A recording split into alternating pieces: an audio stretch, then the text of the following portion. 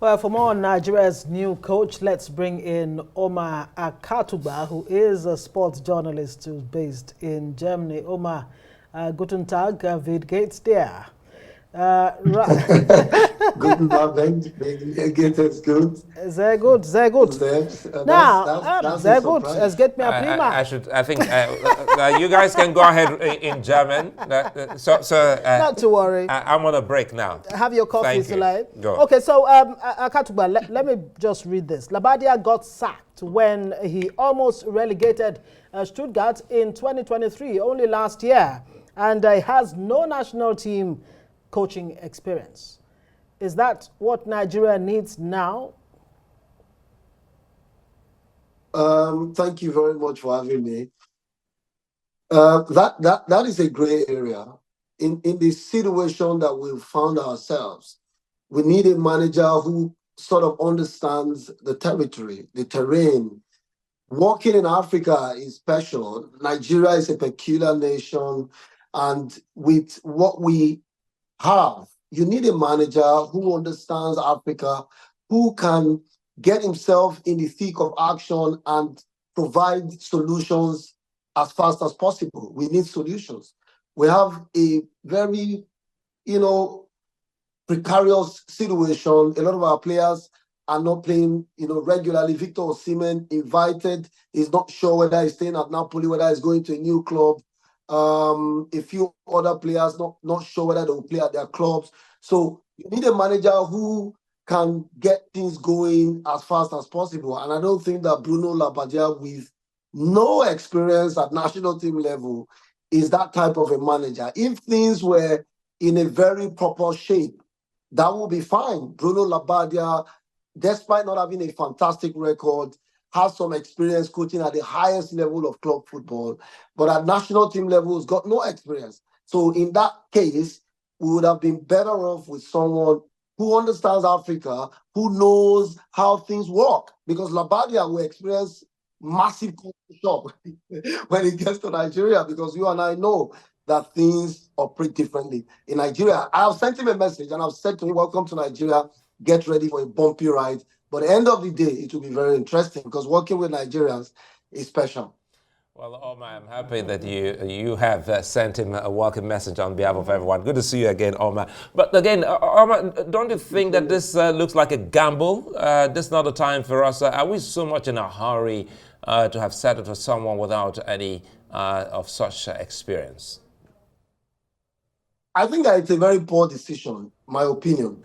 We're already in a very critical situation. We sacked, or Finidi resigned and left us at the crossroad. And we've had time to really take a very good decision.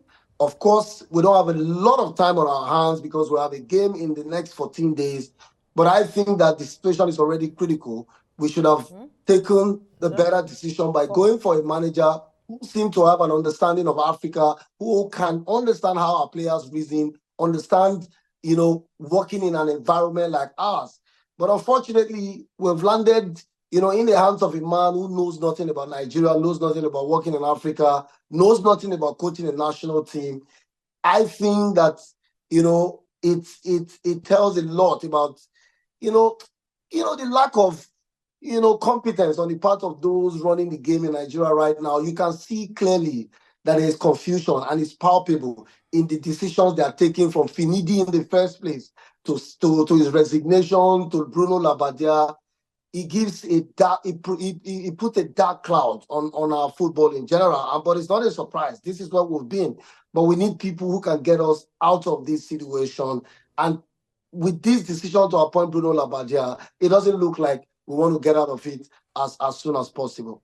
So how do we make the best of what seems like a bad situation? He has an assignment in the next couple of weeks. What are your expectations? How can he be helped to succeed? That's a very, very, very difficult question. I think that the only way to help him to succeed is to provide the enabling environment, make sure that all of the errors that we, made in the past are corrected. get the players in camp on time, make sure all of the logistics are in place for the players to arrive in camp, to commute from the airport to get to the camp, make sure the camping environment is conducive, let the players have a level head, a serene, tranquil environment where they can be able to enjoy and focus on playing their game. Because Bruno Labbadia is German. I am German. I'm not German, but I live in Germany. I now understand how the Germans like to work. They like to work in a very smooth, cordial, and organized environment. So if you get all these together, help Bruno Labbadia to settle in on time, I think that things can get going as fast as possible.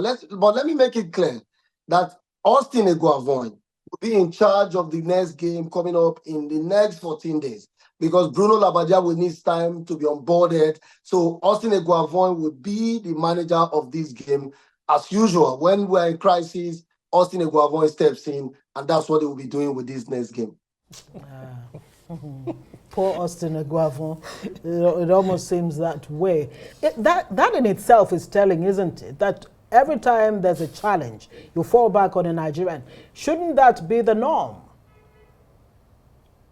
I think that at the point we have reached, we should begin to rely and believe in our local coaches.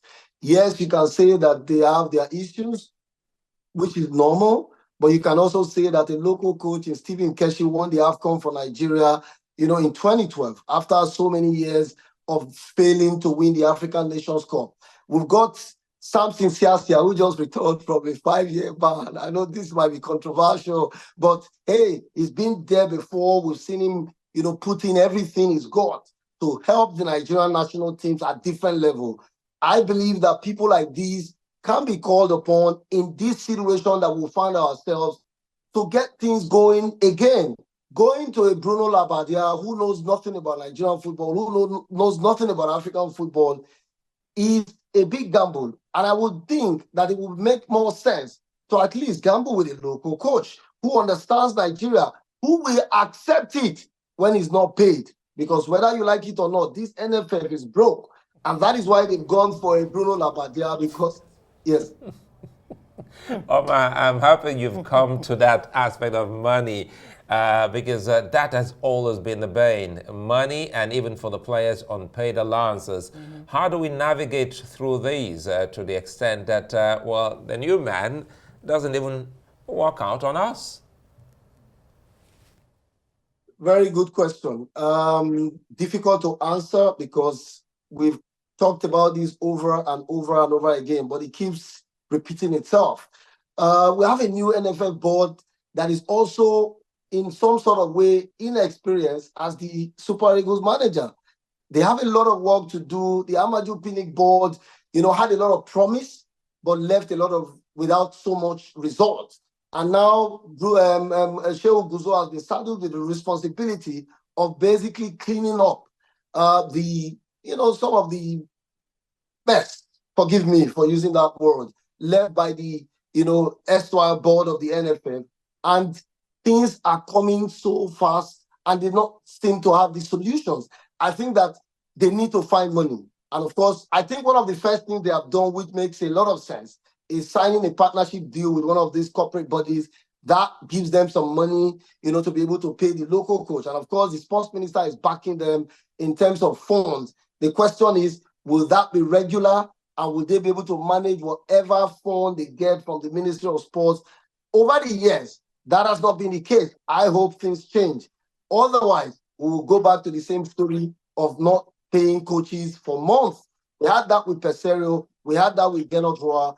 I hope this will not repeat itself because these coaches speak to the former coaches. They call them and say to them, I'm going to this country. Tell me, what do you know about them? How do they treat their employees? Do they pay on time and what have you?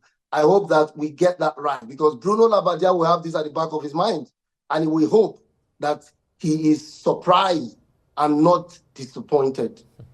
Right, so he's taking as much a chance on us as we are on him. Of course. Of course, it's a marriage of convenience. Right. It's a case of a guy who cannot find a suitable girlfriend and a girl who seems to find it difficult to find a boyfriend. They come together and say, you know what, we only have ourselves. Let's get going. And now, Omar, now I don't think we should even end this show. But again, I think we'll continue somewhere else. Thank you. Omar Akatugba, always a delight speaking with you, talking sports and, well, blunt there.